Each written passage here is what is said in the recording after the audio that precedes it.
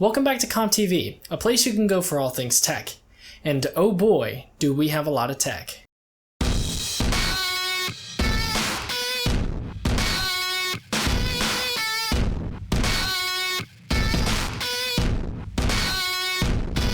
If you take a quick look behind me, you can see that I have two new monitors on either side of my main monitor that I just unboxed in a video in the prior weeks. You'll notice that they are a little weird because they're not the same monitor. Ideally, they would be, but in this case, I got them for free. That's right, for free. I was invited to help clean out a local business's IT closet, and I got to take home whatever I wanted. So without further ado, in a vlog format, let's take a look at what I got. And I will be using the in-camera mic, so sorry if the audio is a little weird. Alright, so sorry again for the built-in microphone, but this is all the stuff that we picked up. So as you can see here, there are some PCs. These two back here, don't count these. This was the $250 budget build, and this is going to be a future video, but these three right here that are kind of on the perimeter are the new ones that we picked up. So what I'm going to do is I'm actually going to go ahead and move all of these.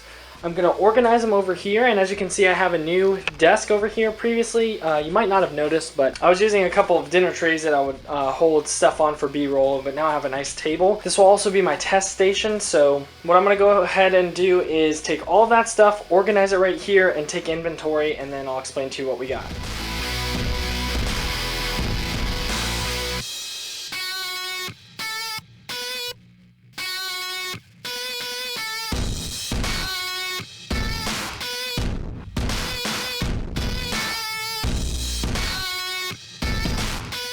Okay, so let's go ahead and start looking at the hardware here. What I'm going to go ahead and do is start from what I think is kind of less exciting or less important and move our way up to the kind of the bigger hitters and the more exciting parts, ending of course with these PCs down here and also some stuff to the side over here that you can't see yet. But for starters, this is the Android review. I believe these are for hooking up to TVs, and they coincide well with cable and dish networks and things like that, I think. But I don't know, I could definitely look into these more. But I actually have 4 of these, and now everyone has a Chromecast. I was actually supposed to share this with one of my coworkers, but he doesn't even think he's going to use it. So I have 4 of them. I don't even know what I'm going to do.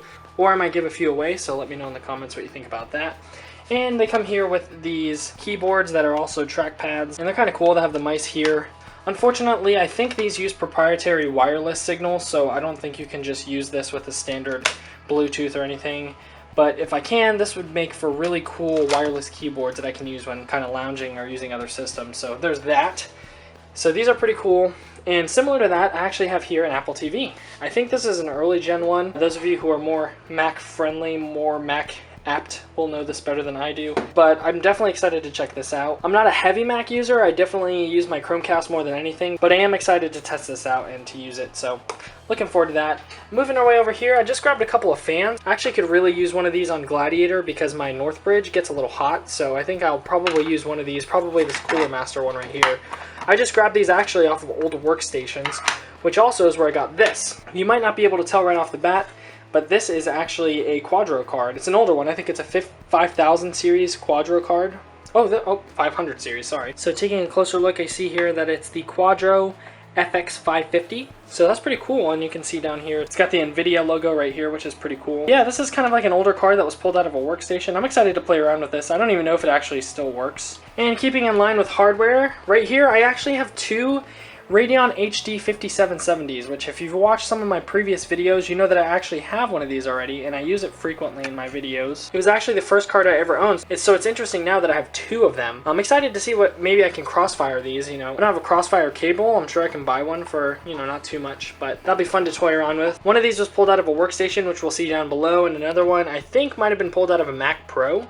So I'm not entirely sure, but you can see these cool little custom brackets that were made for the workstations that they were in. Neat stuff. Again, I'm excited to have 2. I've never actually crossfired before, so maybe this will be a first. And moving over from these graphics cards, we got here some hard drives, and these are just a couple of laptop hard drives that we ripped out of some dying machines. Not sure how old they are, but I'm not going to be using them for anything important. I'll probably just toy around with them, maybe use them for storing some games for testing. But we have 100 gig, and we have a 500 gig, so could always use some free hard drives. Okay, so these are somewhat more collectibles. A few of these are actually important. I don't know why I keep saying important. I think what I mean is more valuable, maybe. This right here is actually a pair of old Intel chips that I pulled out of Server Rack. It's funny, not all that impressed now that I have Xeons myself, but before I probably would have freaked out. These are older ones, as you can see the bottom's PGA. And all that means is that the pins are located on the processor as opposed to the motherboard, which we're used to with Intel, so you can tell that these are pretty old if they're using the PGA socket. We know that AMD likes to use PGA sockets on their CPUs to this day, so it's pretty cool. It's kind of like a collectible at this point. I have two of them here, and I think I also have a set of Pentium processors that I also pulled out of a server, but check that out. Look at that. Whoa. And speaking of ancient and AMD, this is an old AMD chip that I pulled out of a workstation, I believe. And as you can see, boom, it's got one of those again. Again, PGA socket. But yeah, pretty cool chip here. Okay, so right here we actually have two decently valuable chips actually. You can see they're smaller and they're a little bit more recent. This one right here is actually another PGA chip. It's not, this is a Pentium chip. I don't know what year it's from, but this is another PGA chip. So I don't think I'll be using this anytime soon. But this one is actually a core chip, so I'm actually interested in seeing which one this is. So what I'm gonna do is I'm gonna grab some alcohol and wipe off the top, and let's see what kind of chip we have here.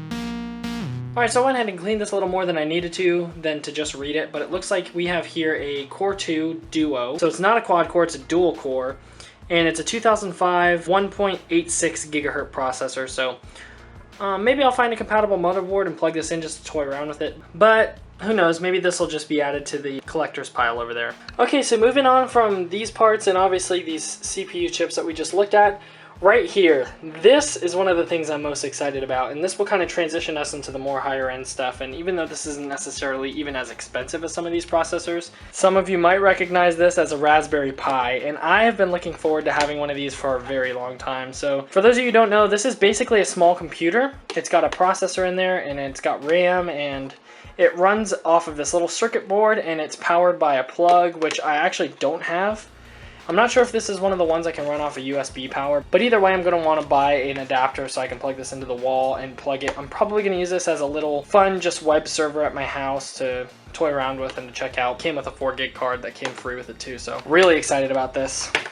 Okay, and most of you probably noticed this, but this is kind of like the Mac section right here. And again, those of you who are more accustomed to Macs know that this is actually a Mac Mini. This is in fact a full-blown Mac computer. I don't exactly know what year this is. I know this is an earlier Gen 1 probably, but as you can see I have plenty of USB ports, and we have some of these custom Mac ports that you need adapters for, which anyone who uses a Mac is used to having. You probably have a million sitting around.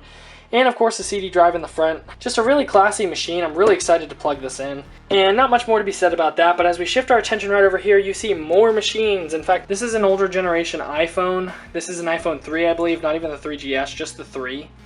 And then if you look right over here, this is a first gen iPod Touch. First or second gen, I'm not sure. Probably first gen. But yeah, it needs a little cleaning, but nothing big. I probably just rub this off with some alcohol wipes and it should be good to go. But they both work, they're both fully functional, but they don't sell for much, which is kind of disappointing, because if I did want to sell them for maybe another PC build or something, I can only get some change for it. I might still do it, but... And then here's just an Android phone. It's a Samsung for Verizon. I don't use Verizon, so this is kind of useless, but again, it's got a camera on it, nothing fancy. I think it's a 720p, so not much use to me. Okay, so I'll clean this stuff out, kind of organize it a bit around my room, and then we'll get to the systems. And also to kill two birds with one stone, I'll probably use these two cards to test the systems under the desk, so I'll know if these work and also if the computers work. So let's get to it.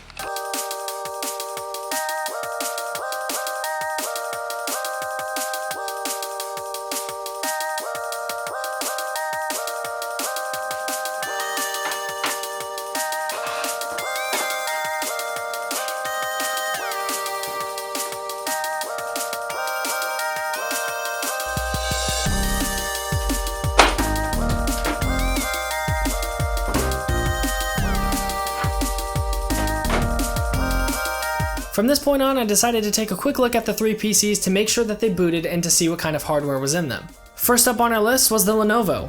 I plugged it in and powered it up without any additional tinkering since it already had a GPU inside, and voila, the BIOS popped up. This was the Lenovo ThinkCentre K300.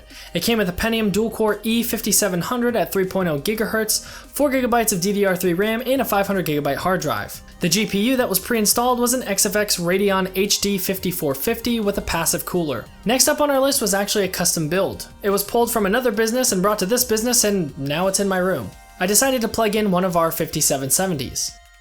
Again, a big thumbs up as it booted up fine with a Core 2 Duo 7500 this time at 2.93 GHz, 4 GB of Super Talent RAM and one stick, and yes, the GPU worked. Unfortunately with this system, I wasn't able to determine which motherboard it was. I'll know for sure once I install Windows and check it out a little bit more, but let's move on to the next system.